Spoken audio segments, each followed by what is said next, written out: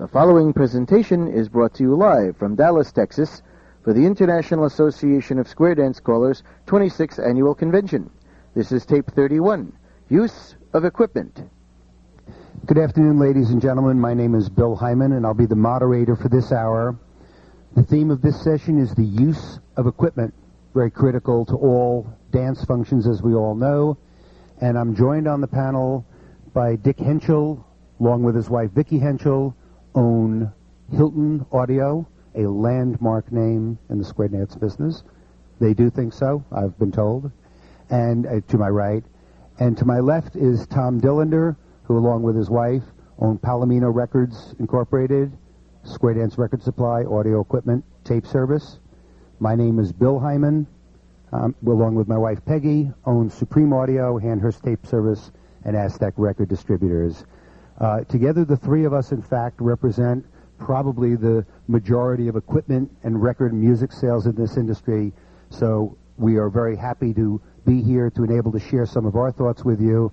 What we'd like to do is the following today. If you have any questions, and I'd like to hold those for the end or actually towards the middle, we do have a floor mic and we will pass that around, but you must be on the mic to answer the question, not only so that everybody here can hear you, but so that everybody who's purchasing a tape can also hear it, and the people who are not attending who might be using that tape to learn something from this seminar.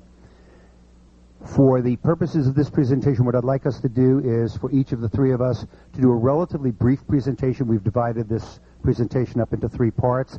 We'd like to present our portion of it sort of straight ahead and then open it up to questions. We find in general that the Q&A session might really bring out some additional subjects. So each of us has prepared our little segment. I'd like to ask Dick to lead off the pack. Okay. I get to lead off the pack. Is that the way he puts it? Okay. Pack of three here. Okay. One of the things that we were asked to when we were, the three of us were asked to do this on use of equipment was to tie it in with the whole concept of our this year's Caller Lab is the hook 'em, find 'em, hook 'em, keep 'em. And we feel that, obviously that is very, very important for all of us. I am a very active caller myself in my own area. I call typically 4 nights a week, anything from I have a beginner class every year up through A2. And we're all trying to do the same thing. And hopefully with this session we're just going to get across some ideas that hopefully can help people to do just that, find them, hook them, keep them. When I was thinking about finding them, hooking them, and keeping them, the one thing I decided was use of equipment has got very little to do with finding them. I mean, I couldn't think of anything. If you got some ideas, tell me later, because I couldn't think of anything on finding them. But hooking them and keeping them, I think the use of our equipment is very, very important, obviously. The use of our tools of the trade, one of them is obviously our sound equipment. And that's what primarily we're going to be talking about. When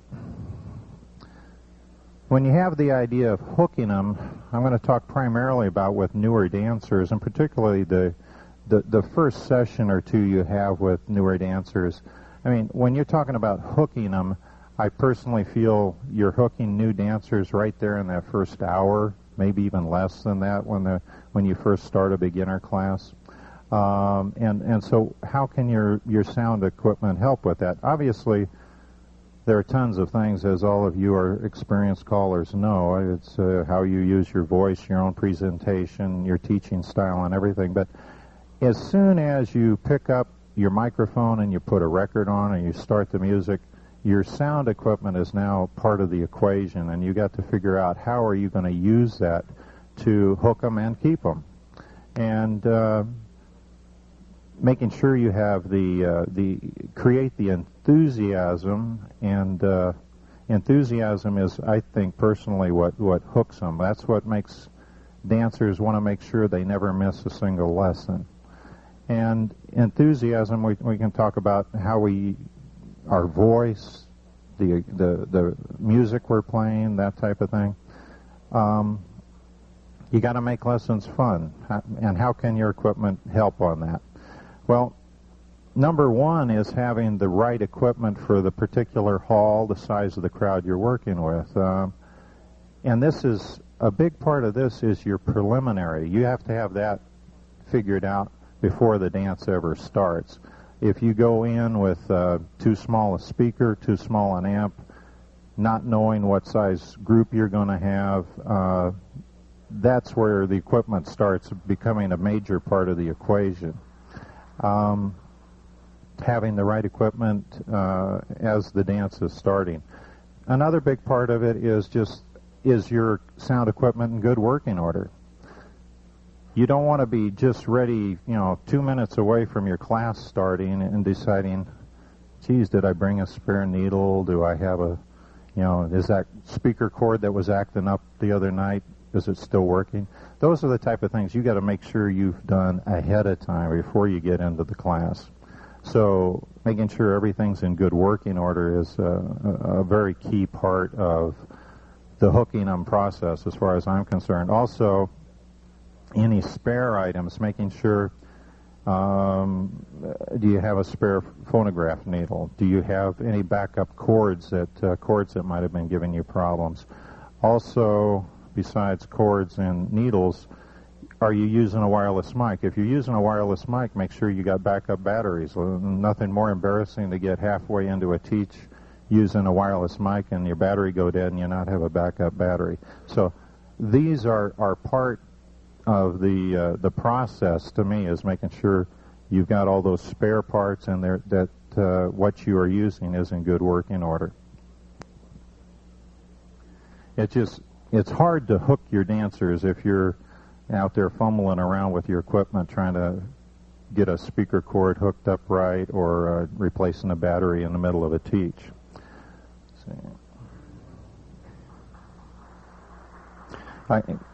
Basically what I'm saying at this point is be prepared. The old Boy Scout thing, be prepared. So make sure your equipment's in good working order. Did Tom do that? No. No. But being prepared is the main part of what I'm talking about right now. Another thing I want to mention at this point is if you're working with another caller or a cuer, here again it just doubles making sure you're prepared.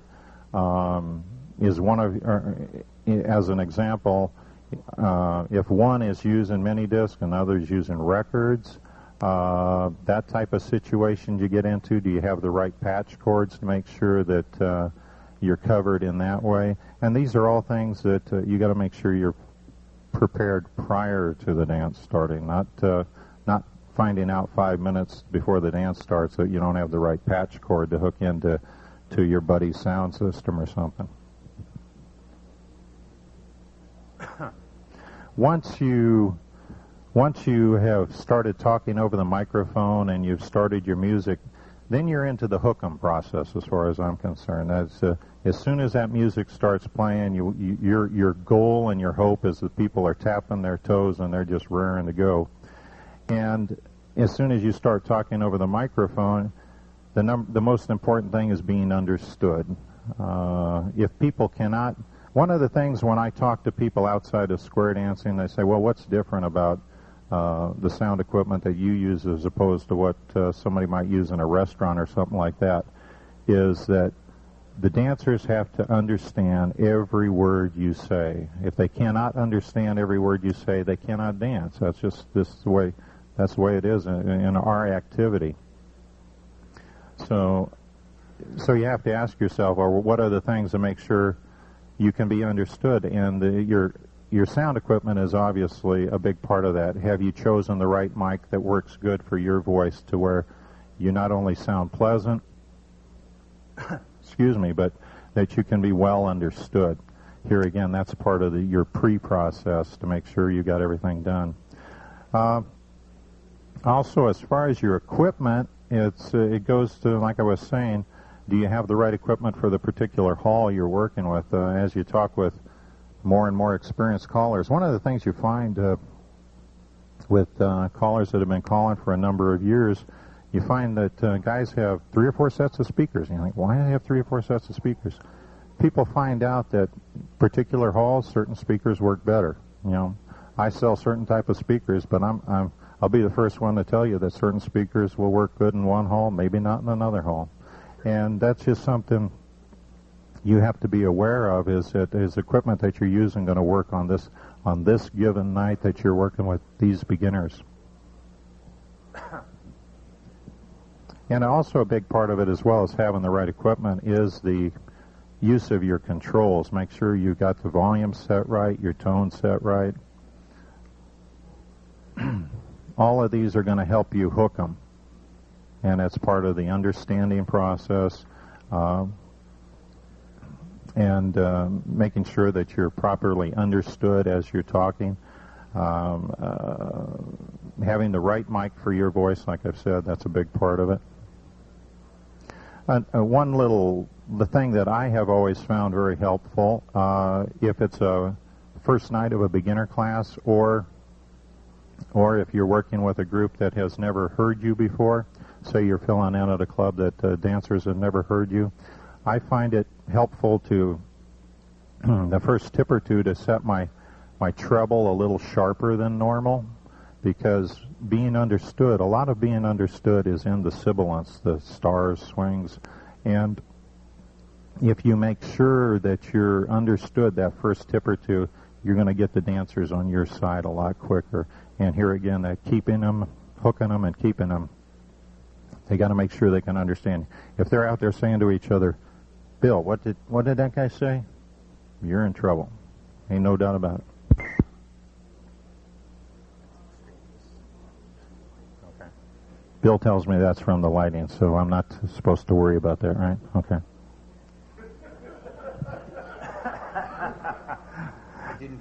He didn't touch anything. Okay.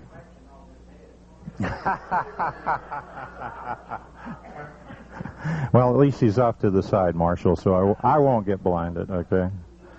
Okay. Let's see.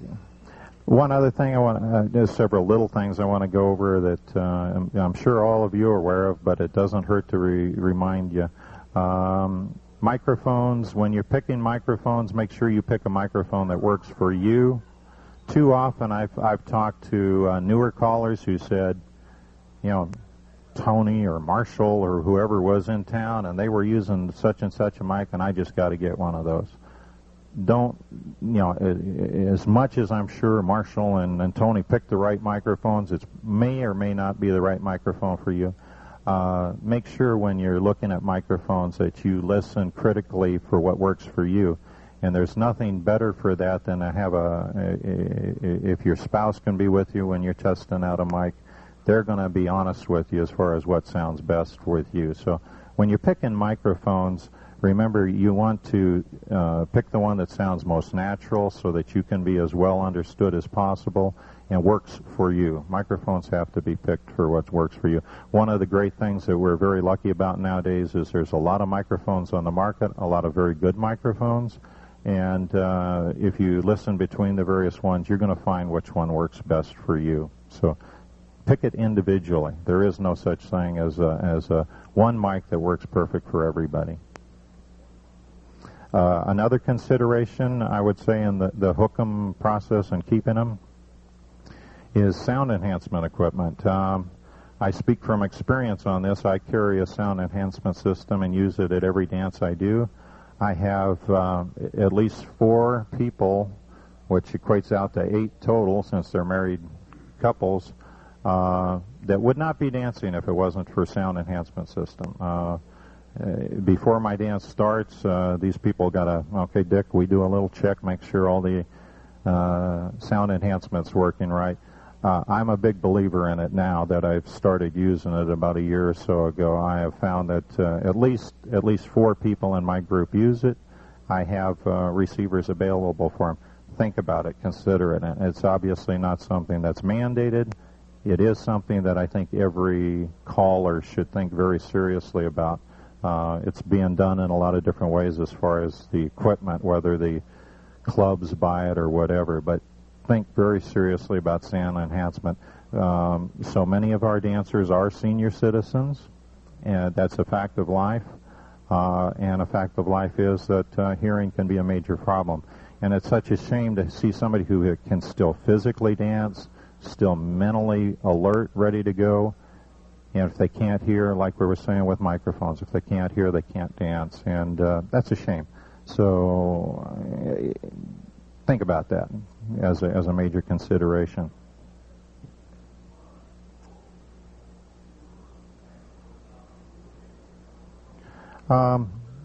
One other thing I'd like to say as part of the hook-em process would be make sure you work your tone controls. Tone controls are on there for a purpose. When you're working with your music, with your voice, like I said earlier, when you're working with brand new people that have never heard your voice before, I strongly recommend putting a little extra treble in. Same thing with music. Work the music. We are very blessed in that we have some producers who are particularly nowadays, I feel personally, putting out some fantastic music for us. Get the most out of your music, and the best way to get the best out of your music is to use your tone controls. If you got something that's got a great bass in it, you work the bass control. Something's got a great fiddle in it, bring up that fiddle. Let the people dance to it and hear it. I feel that's a big part of the keeping them process is utilizing our music. People dance to music, and boy, when you can see people tapping their toes and singing along with an old favorite tune, that's wonderful. I think that's what the whole keeping them process is, and using your equipment to get the most out of each piece of music is a big part of that. Also, personally, like with beginners particularly, one of the things I like to do is even like on a circle left, circle right, when you're very first tip of the evening with brand new people, I like giving them a little time. Circle left and let them hear the music. Let them get used to moving to the music. And the better the music is, the better you got it tuned for what it can do, the better off you are. The more they're going to start moving to it, and that's what you want them to do.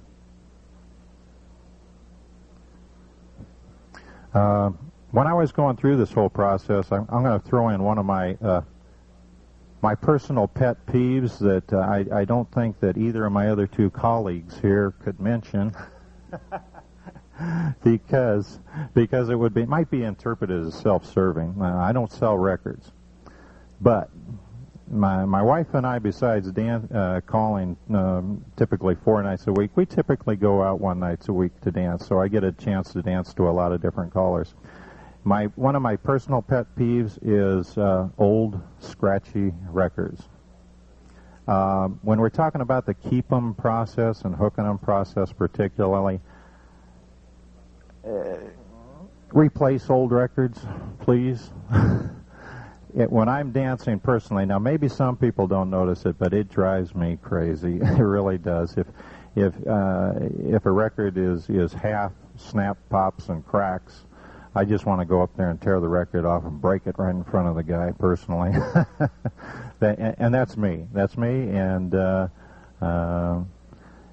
be professional. And to me, being professional is replacing old, worn-out records. Okay, like I said, the record producers that we have are putting out some fantastic music. I mean, we've got here today at the convention this year, we've got Johnny Wyckoff, who I particularly think is just putting out fantastic global records. We've got some people who are really putting out some wonderful records. Wayne Morvan's doing a great job. Some of these guys are just really doing wonderful, wonderful music. Utilize the good quality music, and when a record is getting old and worn, throw it away and get a new version of it, okay? Because it's just not worth it. To me, it's unprofessional. That's my opinion. I think one of the other things, I don't want to harp on this too long, but one of the other things I want to point out, a lot of people tell me we got to get newer, younger people into the activity. Think about this. For younger people in their 20s and all, records are an antique thing. I mean, particularly when you deal with little kids. I've seen little kids, you show them a record and they say, what is it? It's just a fact of life. The people in their 20s and all nowadays that have grown up using only CDs, they're not used to hearing snaps and pops and clicks and everything like we have gotten used to. You work with records. And Speaking of which, was that on purpose, or? I think the timing was pretty good on that, don't you? But think about it. If we're trying to get younger people into our activity, and they come out, and the first thing they hear is a tune that just snapping and cracking, think about that. I mean, they're not used to listening to this type of quality of music when they're dealing mainly with CDs and digital musics nowadays. So I want to, that's my pet peeve. I'll move on from there, okay? Speed control. When you're using your equipment, remember you've got a speed control on your record player. If you're working with senior citizens, slow it down. Give them a chance to dance. Don't run them into the ground. Vice versa, if you're working with a teen club, faster is better. Teens love to run, and there's no reason not to let them if you're working with a teen club.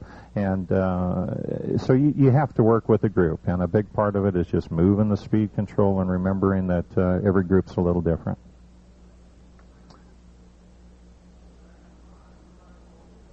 Follow up on problems.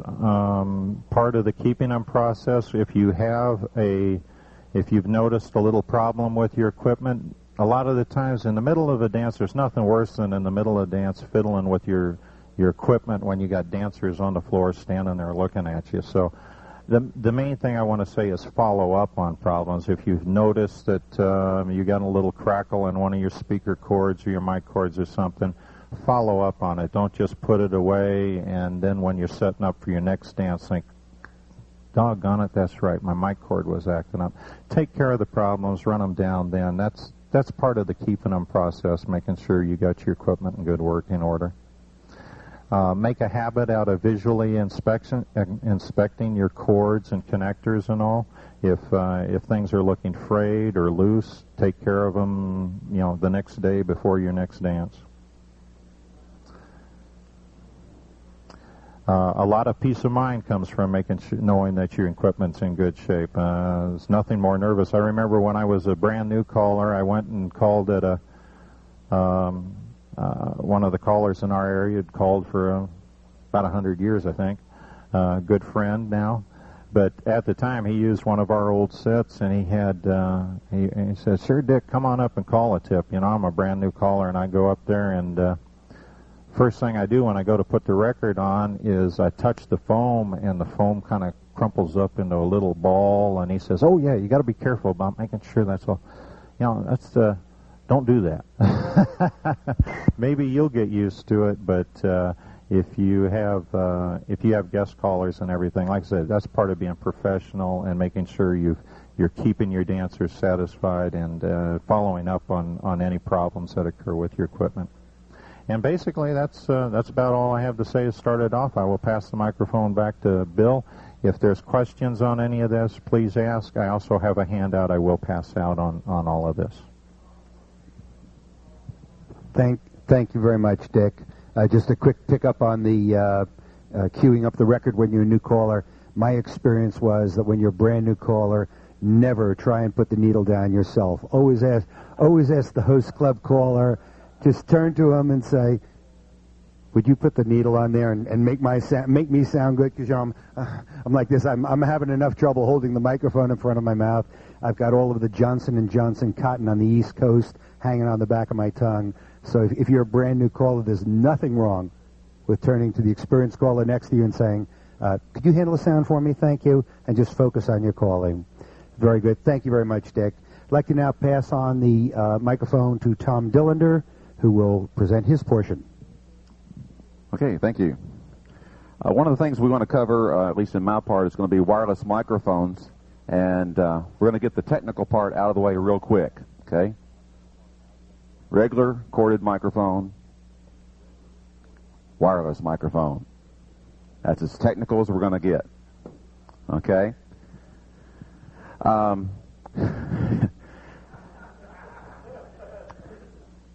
It's reflection-proof also. As far as wireless microphones, there's several major companies producing them today. Most all of them, I won't say all of them because that's too infinitive, but most all of them will serve our purpose. Today, we typically buy and use the True Diversity, hoping to get rid of the interference, like that. Sometimes it doesn't work. A lot of the interference generally becomes fluorescent lighting, a bad bulb. Sometimes it's a signal outside, but most of the time it's inside. So for the most part, if you're looking for a system, you really don't have to get hung up on the brand name per se. The range we usually use, the wireless microphones, is not 300 feet. If we tried to hear ourselves that far away, we'd get the a delay anyway. So we're usually using it 1 or 2 squares deep and teaching and what have you. So don't worry too much about looking for one that's 300 feet in range. You want to think about whether you want a handheld, you want a headset, you want a lavalier, what's the application you're going to use it for. One of the most important things as far as wireless systems, at least when I'm working with them, is the setup. If you go to a dance, you have a wireless system, please set it up ahead of time, even if you don't know whether you're going to use it or not. Most of us are still going to have a regular mic plugged in. Go ahead and set your wireless up. Adjust your tone controls to match as close as you can to this mic. One of the worst things you can do is be using this mic here and all of a sudden switch over to your wireless and boom, it's so loud, or they can't hear anything at all. Take a few extra minutes, adjust your volume control, adjust your tone control so that they match as close as possible. You have a much smoother transition when you're using it. The other thing you want to do is, if at all possible, we've learned over the years that if we can plug it up separate from your turntable, you can plug it up separate from CD players. Not all CD players put off the frequencies they pick up, but some do. And so might as well take advantage while you're doing your setup. Keep them separate as much as you can. Doesn't mean that it will eliminate everything. It doesn't even mean that it'll come through. In our shop, for some reason, we even have separate breakers, but sometimes that comes right through the electricity. Even though they're separate breakers, we pick up on it. So you're never going to get rid of 100% of the problem, but most of the time there is no interference with the wireless systems. Unless, I guess the biggest thing I run into is fluorescent lights. That's the biggest enemy that I have in a hall. If you're setting up your dance and you're walking around with the microphone checking out and you see a bulb flashing or totally out, it's a good chance that's going to be the dead spot or create a problem during the night. You might want to just avoid that area totally. A couple things that come in handy for the wireless systems. It gives you portability, for one. We've seen a lot of people use them for announcements.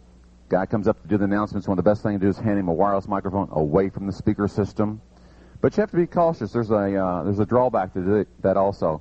Keep in mind the power of a microphone is in the beholder. If you give him that mic, he's got the power. Sometimes you don't get it back. Okay.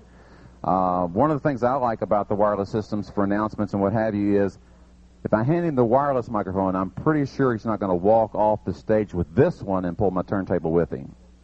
Okay, so it's kind of nice. He might drop the wireless microphone, but at least I got the good old backup here on a cord, so it comes in handy. Dick mentioned about the battery situation. I don't care how many times you know you turned that system off before you packed it away. Go ahead and take the battery out. You probably didn't turn it off. With the newer systems, you have a mute switch and an on-off switch, power switch. You usually think you flipped it. You probably flipped the mute. You pack it away. The next dance you get ready, dead battery. So it's always safer and just to take that battery out. You should always have a new one with you, an extra backup, but take that battery out before you pack up. Let's see here.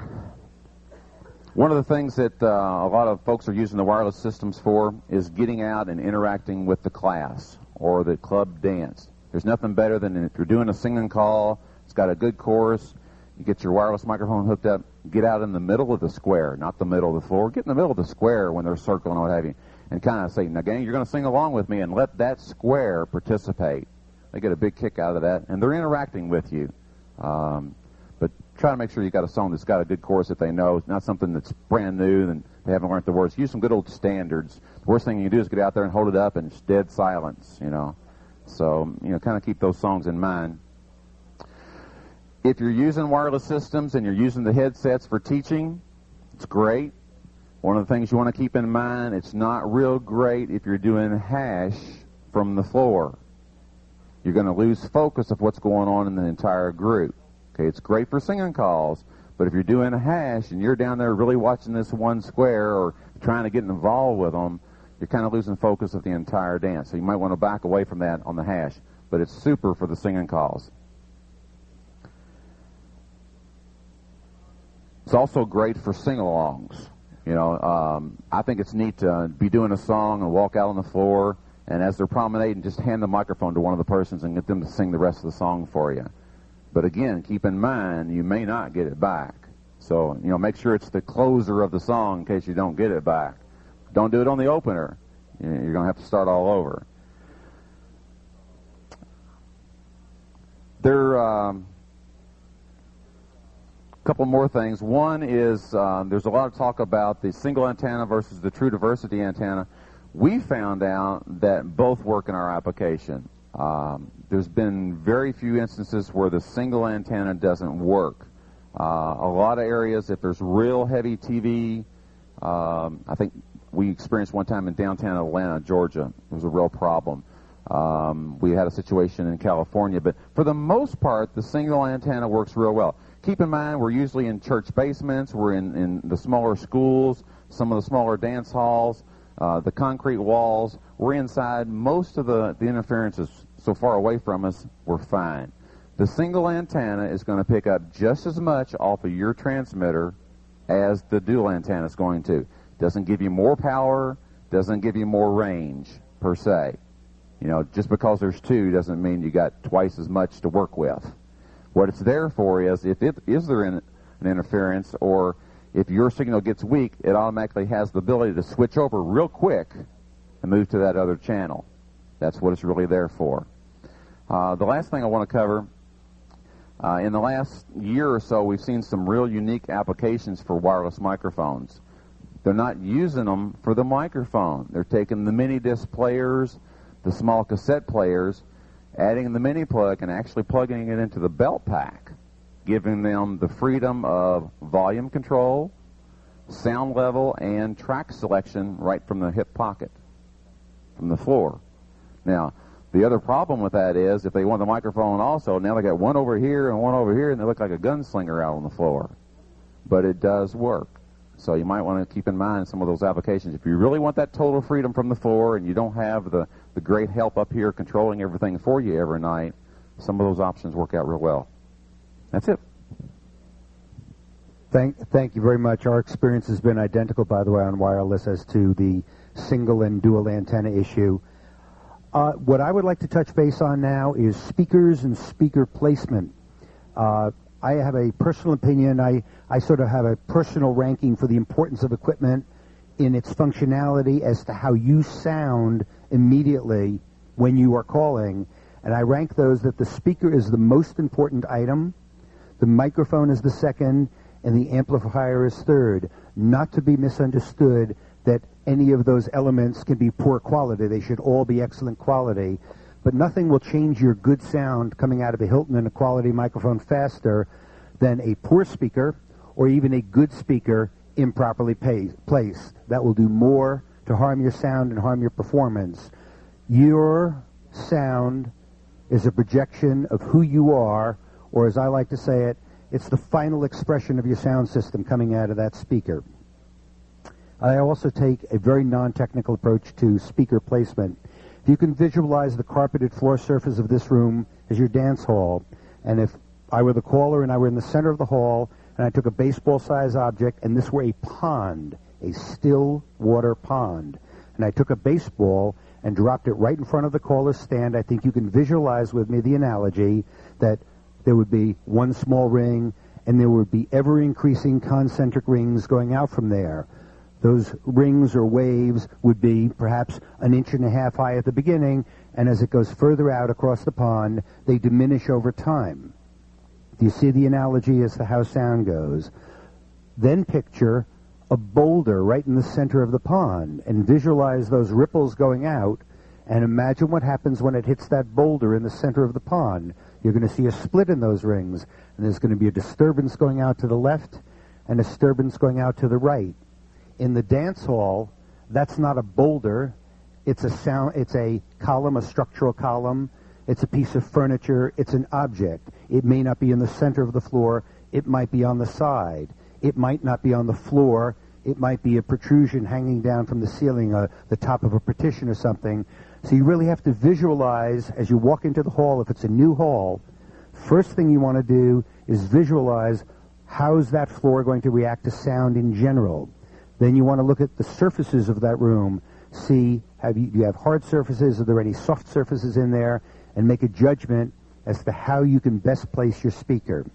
The general rule of thumb in this industry has been, and I happen to agree with it, that single source sound is the best, or said differently, a single placement of a speaker or a speaker column, probably towards the center of the caller's side of the hall, will give you the most effective sound. From a dancer's perspective, number one, it's where the heads are.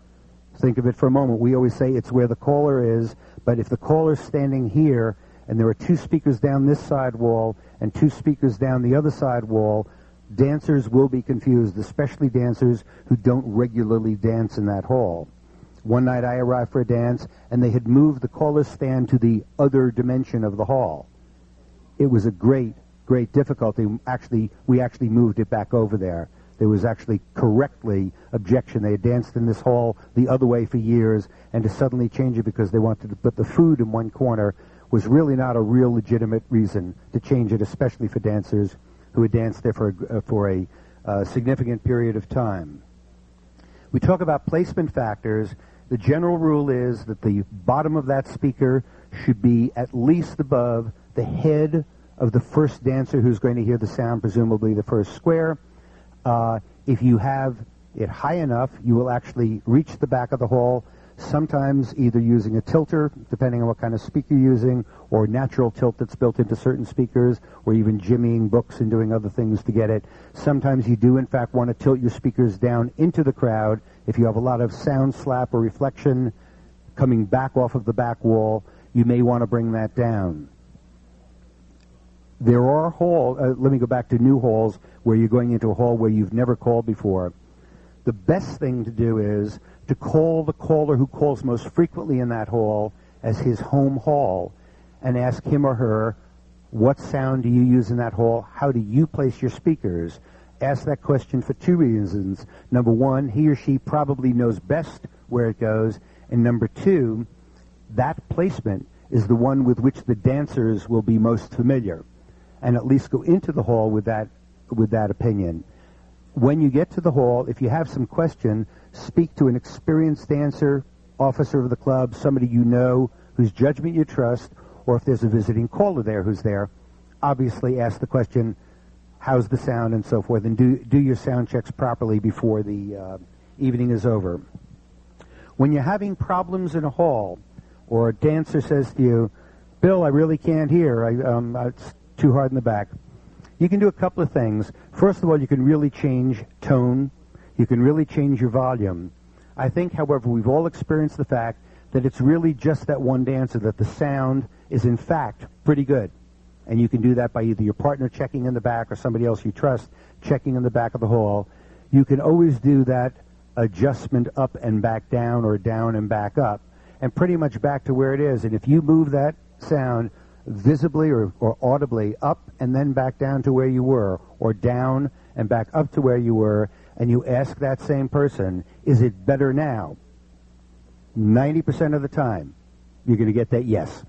And that's really what you need, because a lot of it, as you well know, and I see a lot of smiles, a lot of it really is perception. If, on the other hand, you do have a problem, the worst thing you can do is ignore the problem. You really got to change it. Don't be afraid after the first tip, if you know you have a problem, to speak to club management and say, I'm having a problem here, I need your help, do you have any suggestions, or have there been any alternate sound placements in this hall that have been successful, better than the one I'm using tonight? Ask the people who are in the hall frequently. Once again, you may get some bad advice. There is a potential there that those dancers are possibly not going to give you good advice. My suggestion is that they're probably going to give you pretty good advice if they've been there. In general terms, we like to shoot the wide side of the hall. As said differently, if you have a very, very long hall, if it's very, very long, it is very difficult to shoot a sound column. Let's say this hall were 4 times this long. It may be very difficult in a narrow hall like this to shoot the full length, or even longer than that. It may be difficult to shoot the whole length of the sound loudly enough to not blow away the first dancer because the dimension is simply wrong. In situations like that, you simply go to the broad side of the hall, and starting in the center or wherever you're placed, you can pretty well figure out some segments out there. If you have 1, 2, or 4 speakers, whatever it might be, you can probably figure out an additional or an alternative way that you can do it. Be willing to experiment. Be willing also to change so that the sound improves. Nothing is worse when we go into the Hold'em phase. Nothing is worse for a dancer, regular club, visitor, person who's come in from a long distance to arrive for the dance, looking forward to the dance, and then simply can't hear the wonderful calling that you're doing and the wonderful sound that you're presenting to them.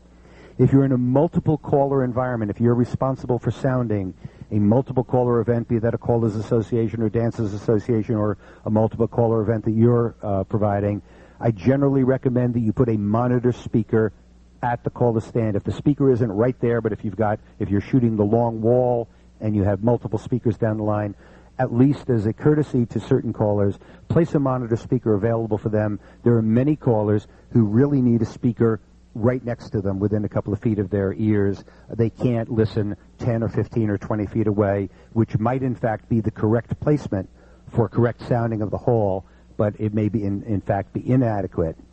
Last comment I'd like to make is the worst solution of all is to assume that you know everything.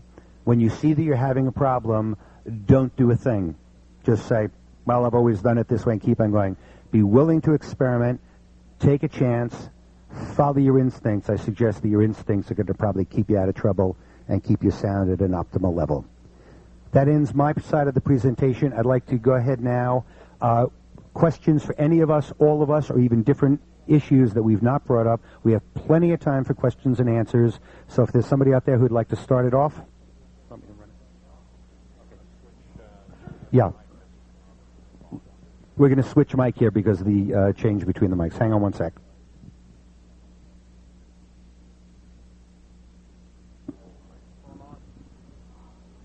We have a taker.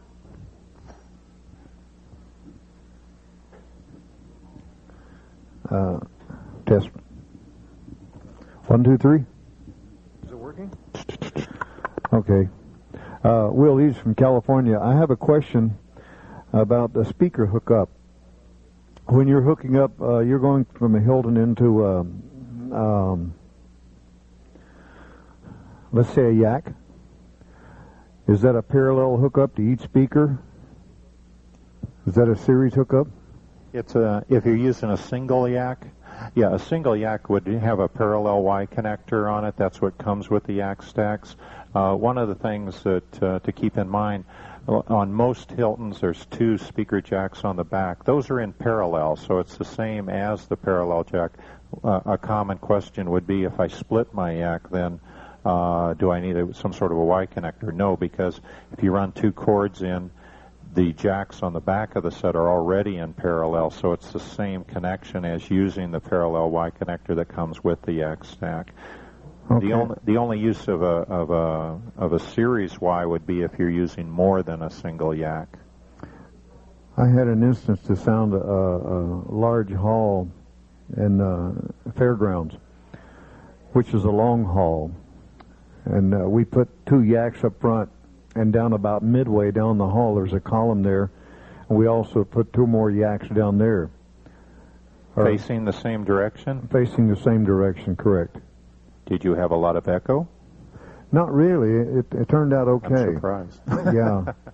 But, however, would you hook, is that still a parallel hookup?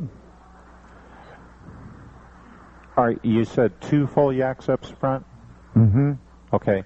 Well, here again, it gets into what type of amp you're using as far as the model. Do you have a monitor channel available to you? It depends a lot on your choice of equipment. The 300C. Okay, yeah, in a case like that, if you're not using a monitor, the best thing to do is run 2 off of the main channel and 2 off of the monitor channel. Go ahead and use the full power of the amplifier. I would also like to point out that that's usually 99% of the time that's a very bad thing to do, is to put one speaker face in one direction, go partway down the hall, put another speaker face in the same direction. I mean, going with the sound that way. You've created an echo in that hall that might not have been there. Sound is coming out at the exact same electronically. It's going down the cord, coming out of the speaker at the exact same time. Unfortunately, the sound from the front set of speaker is now moving through the air, and people that hear both of those, there's going to be a horrible time delay in some point back by that second speaker. Okay. This ends the front side of your cassette. Types of speakers that are different, even if they're the same brand. A Yak Stack and a Director speaker, as an example. Okay, they're both made by Yak Stack. Okay, they sound different from each other. One of the big problems you run into when you start mixing 2 types of speakers is you now create sound experts out of some of your dancers. The sound is not going to be the same coming out of both speakers, and what happens is you're going to have a George or a Fred or somebody who's saying, you know, it sounds different out of this speaker than out of this one. And he's going to call, hey, Bill, come on over here. Doesn't this sound different? Why do that? Why create questions? The sound might be perfectly good coming out of both sets of speakers, but because of the fact that the sound is different, you're creating a problem that shouldn't be there. So try to always stick with the same type of speakers. Okay, I have a couple more questions. Seems like the popular thing now is quite a few of the guys are starting to use the subwoofers along with a column. Mm-hmm. Could you elaborate on that? If you like that extra bass built into it, then a subwoofer is great. I personally do like that. I also, like a lot of callers, don't like hauling in any more equipment than I have to, which is a common thing. So personally, I use a subwoofer occasionally on a Saturday night type hoedown if I want that a little extra thump to fill in the bass end response. Does it really help your dance? In my personal experience, I don't think the dancers notice it that much. I really don't. I think it's nice. It gives you that nice, clean bass that is hard to get out of the typical speakers we use in square dancing, and I'm saying all brands do not tend to have that type of really, really low frequency response. Does it really make that much difference to the dancers? I kind of question it myself, even though I do like it, and will use it occasionally at a hoedown. I have one other question too. And it's the size of the wire going to your speaker, depending on the length of the wire. Is there some rule of the thumb as to how long your speaker cord should be and to what size wire you should be using? As a general rule at Hilton Audio Products, what we do, and this is something we just did general testing on, up to a 50-foot speaker runs, you can use anything 18 gauge or thicker. Okay, the higher you go in number, the thinner the wire. Okay, so 18 gauge is about as thin a wire as we want to run on speaker wire. If you're running long speaker lines, so you've got a setup where you're putting a speaker 150 feet out there or something like that, we would say you want to stick with 16 gauge or thicker, or the lower number. That's kind of the rules that we come up with ourselves that we follow. Using thicker wire is certainly not going to hurt anything. If you're set up a speaker and your speaker's 10 foot away, using anything 18 gauge or thicker is going to work fine. Just to follow up on that, having done a lot of the national conventions, obviously we run speakers from anywhere from 5 feet to 150 feet. We about 4-5 years ago kind of took upon ourselves to use nothing but 16 gauge. We've ran as far as 300 feet and never had a problem. I don't know. Much beyond that I wouldn't want to get to, and hopefully we never have to. But we just took it upon ourselves to buy only 16 gauge. Okay.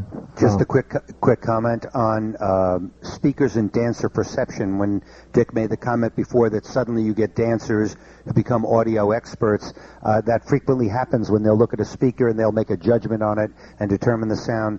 Very briefly, I was responsible for sounding, along with two other callers, sounding a pre-Statue of Liberty renovation dance at Liberty State Park, mostly outside. I handled the outside and somebody else did the interior of a 80-foot high old train station, main station. Wasn't really even a large area, but it was like 60, 80 feet tall. It was just incredibly bad sound, and he had a couple of stacks left and right of the stairway going there, and it was just boomy Echo City. We ended up putting two of my little Supreme Minis, just a single 6x9 speaker. Your speaker is the, just a single 6x9 speaker. We put one up next to each one of the yak stacks and hooked those up, and they sounded much better. But we didn't remove the yak stacks. We just disconnected them. Because if we had just had these single little 6x9 speakers up there, they wouldn't have believed the sound. It wasn't credible. So we simply left the small one, left the big yaks on each side, put a little small one up. They used the small ones. Nobody except a couple of callers knew that that's what we had done. And it takes away some of the doubts and everything else. Are there any questions in the back of the room, right side? Must be the question. Yeah, Tim, could you pass the mic back to Tim Till? Thank you. Yeah, one real quick, simple question. If you're using multiple speakers, let's say two, one left and one right, one's 10 foot away from you, one's 50 foot, is there any logic to using the same length of cords, or is it okay to run a 10-foot cord to this speaker and a 50-foot cord to that speaker? Won't make any difference in a normal run. In a very long run, would there be any difference, or is it still imperceptible? Imperceptible as far as because it's traveling. So if you got one speaker close to you, it's okay to use a real short cord for it and use a long one over there. Yeah, no problem at all. Good. Other question? Over here? On the right? Oh, I'm sorry. Thank you. Bill, I'd like to... Just identify yourself for the tape, please. Jim Young from Amarillo, Texas. I've noticed a lot of callers lately are coming up with hearing aids, and I think a lot of this is from working too close to your sound, running our sound too loud where we're right next to it. Have you seen any problems with this or recommend any solutions for it? Well, the answer is yes and yes. I think that everybody agrees and everybody's seen it as much as I have, that a lot of people they've really hurt their ears over the year. It is certainly no secret that pounding your ears with loud sound over a period of time will do damage. Rock and rollers have that problem all the time because they're always out there. In general terms, we tend not to work with a table in front of us up on stage, but rather a table along our right side, a front-to-rear lunchroom type table, right or left side. I have frequently seen callers who put a yak stack, director, Hilton, whatever it might be, rather than up on the front edge of that table, put it at the rear of that table so it blows through them. Two comments I have to that. Putting it back on the table and letting that sound roll across the whole table really significantly changes the way that sound is coming out of that speaker and onto the floor, that whole bass area, especially if you're on a table up on a raised stage, number one. Number two, that means that the full sound is blowing through the caller the whole time. Let's assume that there's no microphone feedback problem, that he or she is careful enough to have dealt with that. That sound is going through them all the time. It really is dangerous long term. Thank you, Jim. Tim can't hear me. Tim's holding his finger up to his ear saying, "Excuse me, could you repeat that?" Other questions in the back? Questions you've always wanted to ask but were afraid to ask. It's just us kids here. Up front again, thanks.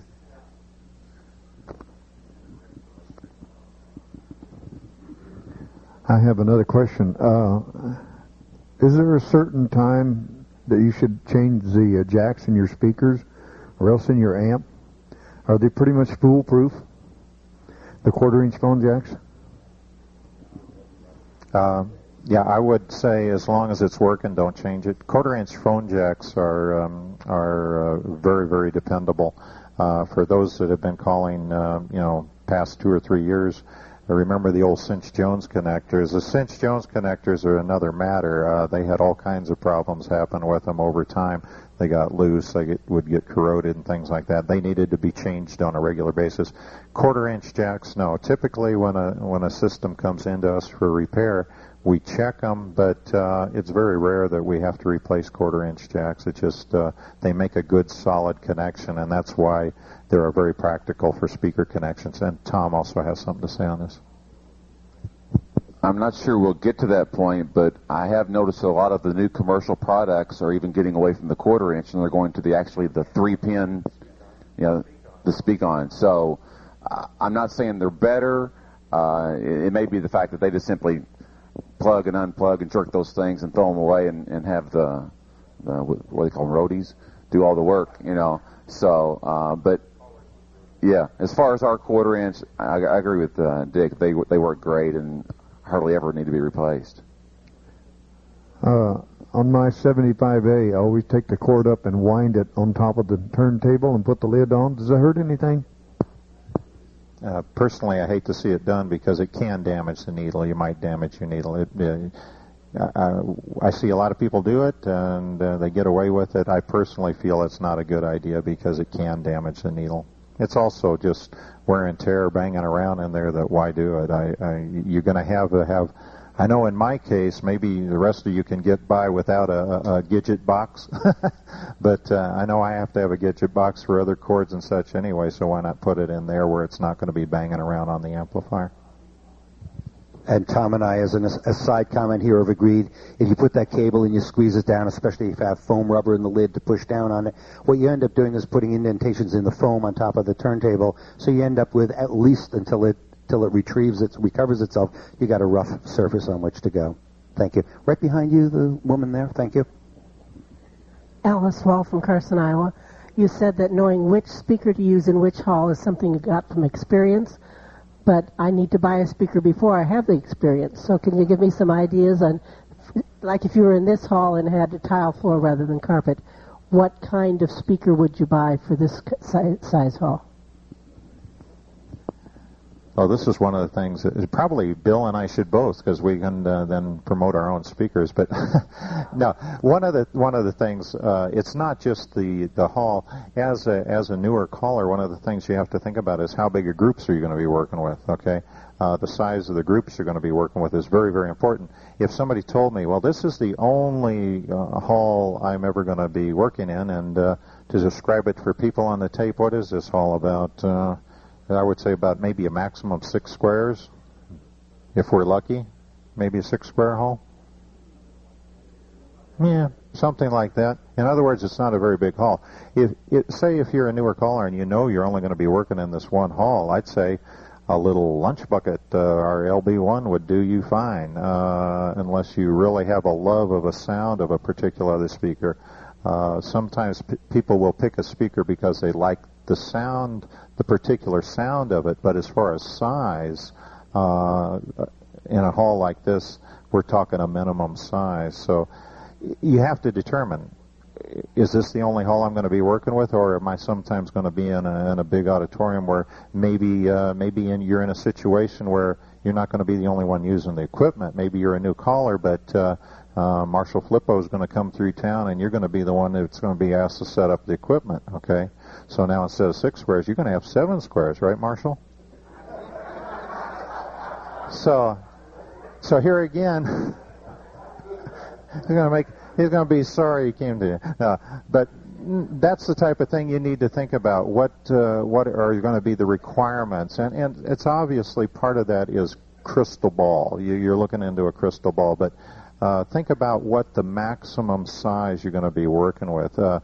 Obviously, one of the big reasons over the years yak stacks have been so popular in our activity has been a yak stack can be used for so many situations, and that's why they're out there. So this is the type of thing you need to think about. Am I only going to be working with a little workshop group at home? Is that all I want to do? Or am I also going to be looking forward to being hopefully at some point traveling to other towns, doing other hoedowns, working in different halls? You got to look at bigger speakers then, and you got to be prepared for more. I hope that answers your question. Let's see what Bill comments are. Just one very pragmatic comment. If you buy it, you have to carry it. Okay, and the other line that I used to use, I have another equipment presentation that I've done at callers colleges, and the old question you have to ask yourself is, how many handles do I own? A handle represents a 1/2 car to haul transport. And every handle means that somebody's got to get a hand on it. Okay, you may be able to bunch a couple of handles together there with the stand and the speaker, but if you own it, it's got a handle on it. It means somebody's going to have to carry it in. Dancers aren't always willing to carry that equipment in for you. You know, usually you're going to end up carrying it, or your partner's going to carry it.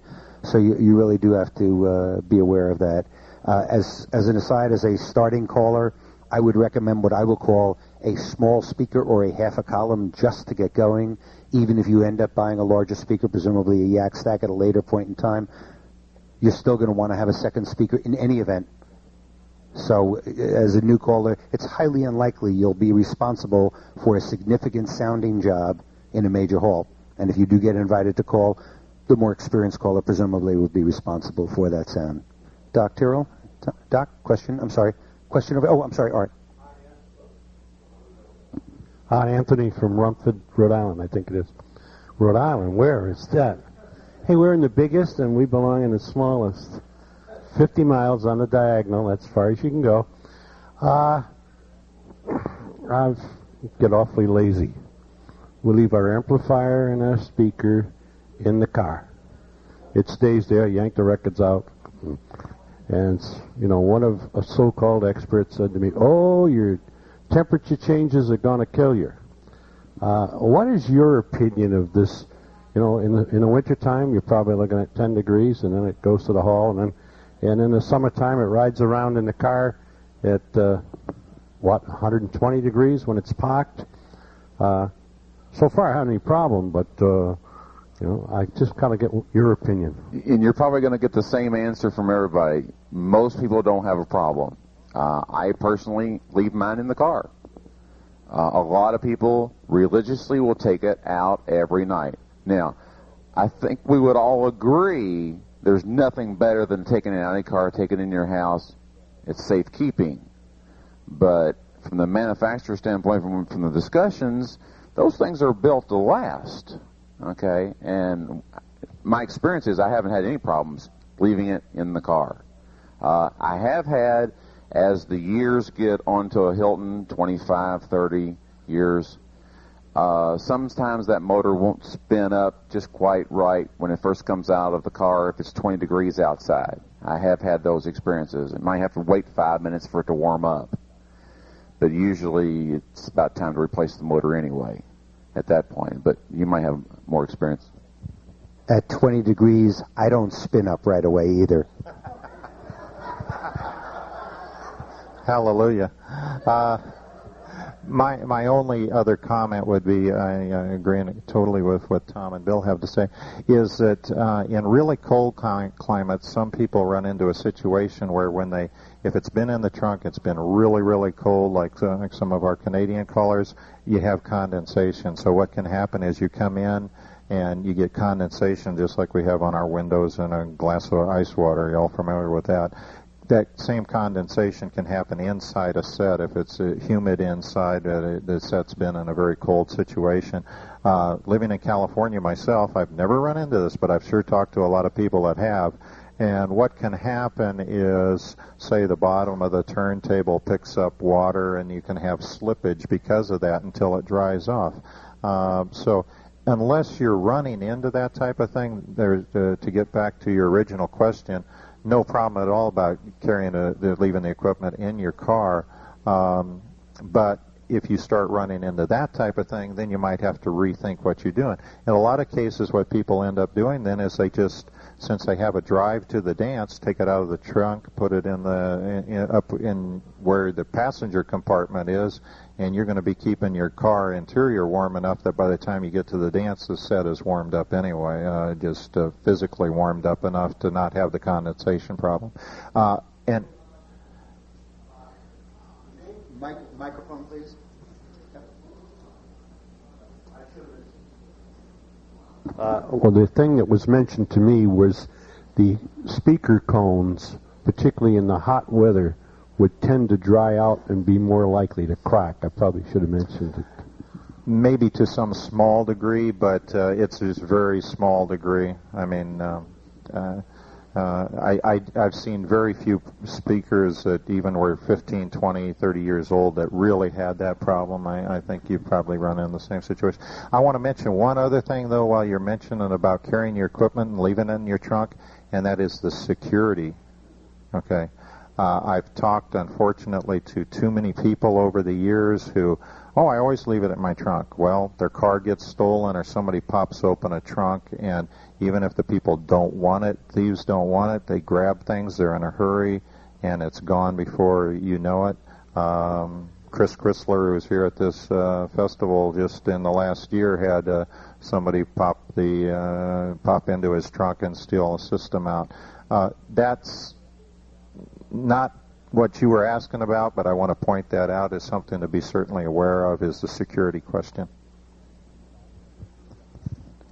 In the back, thank you. Yeah, Art McMullen, Calgary, Alberta. I'd like to hear your comments on directors versus yaks. Could you just make a few comments? The answer is incredibly simple. The director is out of production. It won't be produced again. The mold actually has a defect in it. It's way too expensive to reproduce it, so it will not be produced anymore. But in very simple terms, the director had smaller 5-inch round speakers that were articulated meaning pointed left and right, flared left and right on an alternating basis. There were 4 in each half. It's a shorter speaker, weighs 25 pounds. The yak weighs 31 pounds, has 3 speakers in each half, 2 without whizzers, 1 with a whizzer. The whizzers are always the center ones at the point of hinging, but the top has the bottom one, bottom half has the top, and they have different throws because of the laws of physics. The tall and the engineer from Yak, I can't recall, Irvin Gross, thank you. Irvin Gross has given very, very interesting lectures on that, and he shows all of the engineering diagrams on that. But the fact is, the length of a vertical sound column determines, in fact, the depth of throw in there. And he could show you all of the curves. If you put 2 yak stacks head to toe on top of each other, one on top of each other, it will throw just an incredible distance. And he has, once again, sound charts that show the dB drop off per 50 feet, per 100 feet, and all that. So the throw is deeper for a yak. The throw, that's the depth throw, front to rear of the hall. The horizontal or the width dispersion of those speakers, the director is, I think, noticeably wider. For most halls, that's not a real big problem. I actually, while I was actively calling, I actually used the director 90% of the time when I had a large hall to sound, partially because of the horizontal dispersion. I didn't call for huge crowds, unfortunately, and the front right and left front corners of the hall were actually very important to me. I had two of my 4 best squares in those corners.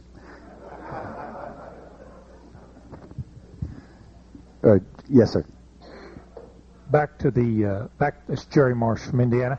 Back to the Hilton talking about leaving it in the car. What about the durability in terms of jostling or bouncing? Is there an issue there? And more specifically, I've hauled mine in the 5th-wheel travel trailer, which is a little bit rougher maybe than in the car. Then I have another question too. I guess basically the answer is I don't personally think it's any problem. I've talked with very, very few people over the years where that has been any type of a major problem. The only thing I would say is, we have the spring-loaded feet on them. If you're going to carry it, either make sure it's on its sides or it's on the rubber feet side, or turn it upside down where it's on its lid. Don't put it in a situation, particularly if it's not in one of our cases or one of the cases that Supreme makes, to where it keeps there's a spacer in the case, or otherwise over time you will have the feet will crack and cause problems on you. But other than that, no, I don't see a problem at all. Okay, the other question is, I have a wireless mic that's got the what you call lavalier deal. Is it feasible to change those to add a headset to them? Yes, most all the systems that have the belt packs, they either come pre-wired, which is hardwired, or they come with a plug. And over the years, they went from anywhere from a mini plug to a 3-pin to a 4-pin, and almost all of them can be changed over. Now, that doesn't mean you can open it up and just do it. Obviously, you've got to look at the diagram. You have to look at the microphone that you're going to put on it, and the wiring is going to be different on the board. But for the most part, almost, if you've got the specs, almost any of them can be changed over. The best thing you can do is, if you want to change it over, don't hardwire the headset that you want to use. Go ahead and put the plug in it, so that you can also put the plug on your lavalier and go back and forth, so you have more than one microphone. Along with that, it reminds me of something. If you get into the wireless systems, you can only have one microphone on at a time per receiver. Just because it has 2 antennas doesn't mean you can have 2 microphones. Now, you can take a handheld and a headset to the dance with you and use them both during the dance, but you have to turn the power off of one of the other microphones. Okay? You can't just mute it. The signal is still there. It's still trying to get to the receiver. But you can take both of them and interchange based on what you're doing, but you must turn the power off of one of them. But yes, you can almost, now I've dealt with the Nady, the Telex, the Samsons, all of those I know you can. Radio Shack, I'm not sure of. I'm sure based on the specs of all the rest of them, almost any of them can be done that. I have one other question. Willie from California. It seems as though maybe the 45 RPM is going by the wayside due to all the CDs coming around, and especially the small CDs.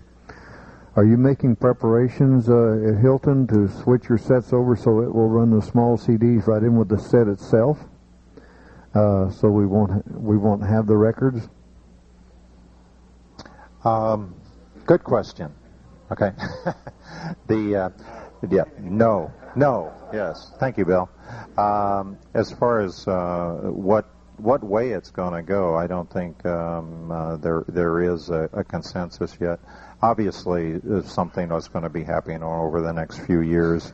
Our approach at Hilton Audio has been, those of you, I don't want to talk, I'm not here to advertise. Our MA150 and our new MA500 are going to be units that can accept anything, whether it's a CD, a mini disc, whatever. We're designing our equipment today's day to accept anything. And I say anything because right now we can talk about CDs and mini discs and the pros and cons of that. But there are other things coming out. There's a MP3 format that's being used on the internet, and there's probably things in the works that you and I don't even know about that might be what all of us are using 5 or 10 years down the road.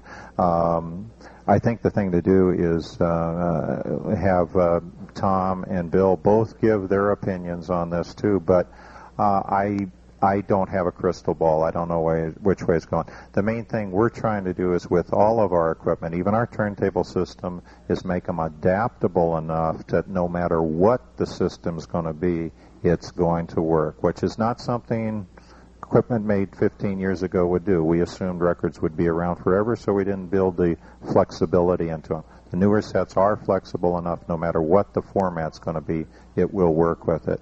And that being said, let me pass it on to Tom then. He just made one comment that I was going to reiterate on.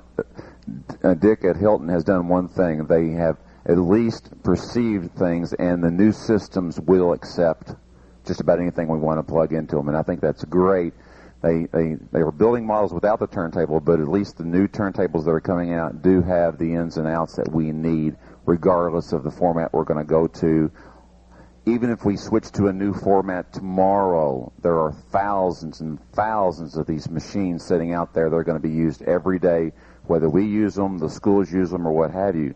And it goes along with the same thing with vinyl. I just read an article in one of the magazines that we get. The whole page said vinyl is not final. Okay? And that's true. There are pressing houses all over the country that are very busy. There are jukeboxes. There are honky-tonk bars all over this country, and they will not switch. They do not want anything other than the customer to walk in, drop a quarter in the jukebox, and make his selection. They know that customer today. 20 years from now may be different, but today they know that customer does not want to dig out a dollar bill and have to pick 6 tunes. He wants to get to the bar and get his bottle of beer. And they know that. And so they're geared to that. I've talked to the pressing houses. I've talked to some of the major folks in Nashville. Vinyl is here for a long time. The costs may go up. We're going to get better products. We know that the mini disc players, they're so portable. They're great to use. Those are going to be around. Fiber optics, however they work these into our systems, are going to come into place. The new technology on the computers is unbelievable. But again, it's going to take so many years to get there. These things are going to be around for a long time. There are approximately 7,000 callers in the world. All of them have a turntable. All of them have at least a case full, if not of a closet full of records. There aren't many callers who are real rich from calling, at least. They may have made their money elsewhere. So the economic realities also dictate what the realities are, and the fact that all of the Hiltons can accept all of these new medium formats of high level, low level, and so forth really is for the moment the solution, because those outside technologies are always plug compatible. They'll always be able to go in, and if they're not plug compatible, then as Dick has done in the past, he'll come up with a little booster module or a drop down, step down module, whatever it is, to make them adaptable. It's not high technology, just a matter of a couple of capacitors and resistors and all that to do that. But I think that the reality is vinyl is going to be with us for a very, very long time, and I wouldn't throw my records out yet. Any other questions? In the back, Tim Till.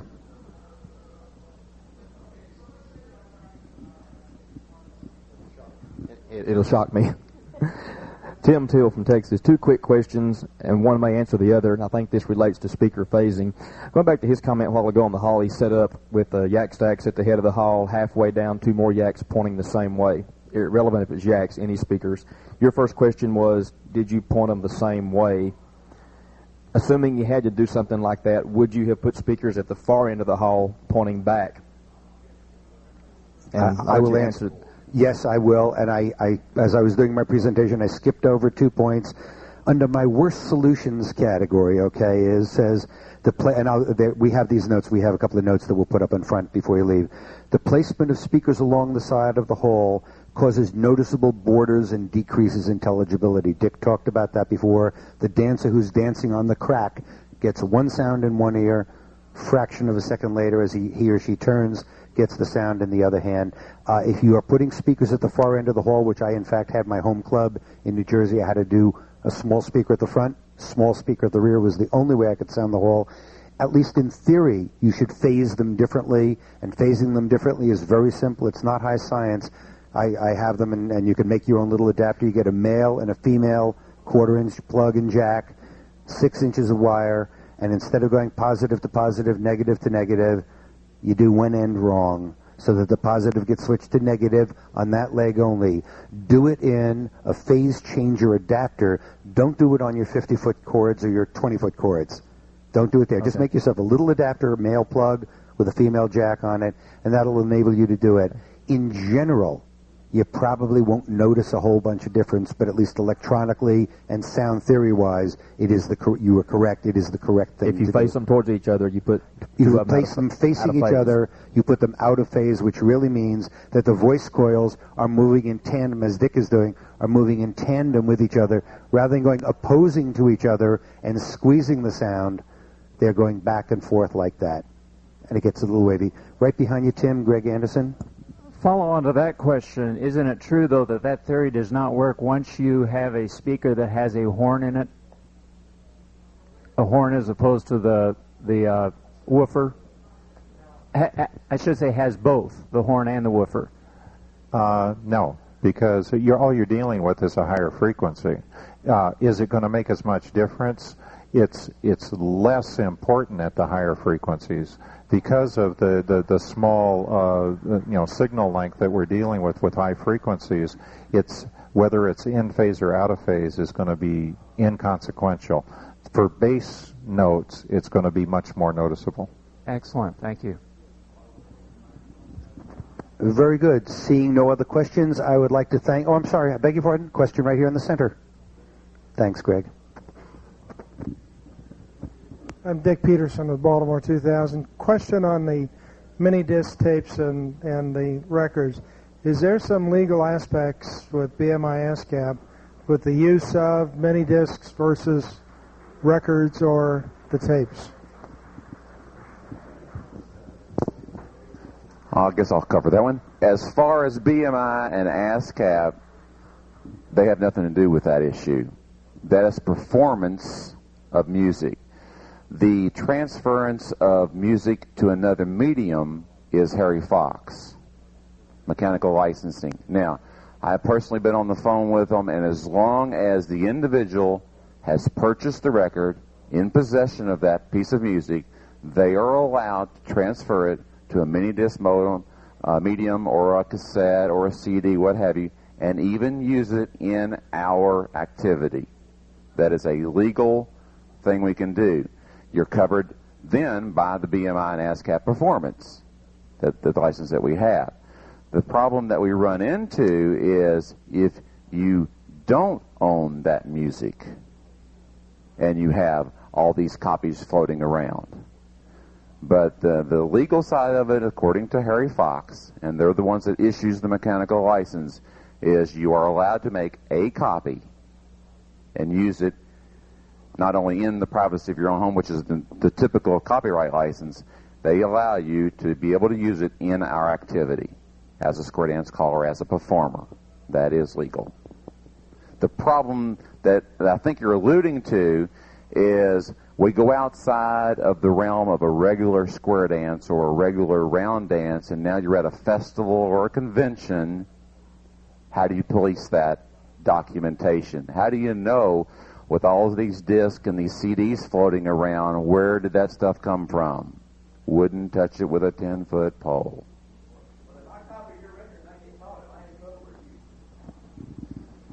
You. In this case, that was Tim Till who asked the question. He said, if I copy your record, are you in trouble or am I in trouble? In this particular case, Tim, we'll make certain it's you. Thank you. I agree not only legally with Tom's comment, but as the producer and the runner of the event, you really have to be careful. And that's why vinyl has labels on it. You know, it's an easily visible thing. No other questions. I would like to thank my two fellow panelists here for their wonderful participation, and would like to thank all of you for your wonderful questions. If at any time you have questions on any of these issues, feel free to contact us or other vendors in the market. There are a lot of other folks out there selling equipment and are also sound experts. Feel free to call any of us at any time. You don't have to buy something to ask us a technical question, and we would certainly be delighted to help you. Having good sound helps the activity, helps you, well, I can't say hook them, but at least it helps you to hold them and keep them. And that's really the goal of this whole convention. Thank you very much. There are handouts up here.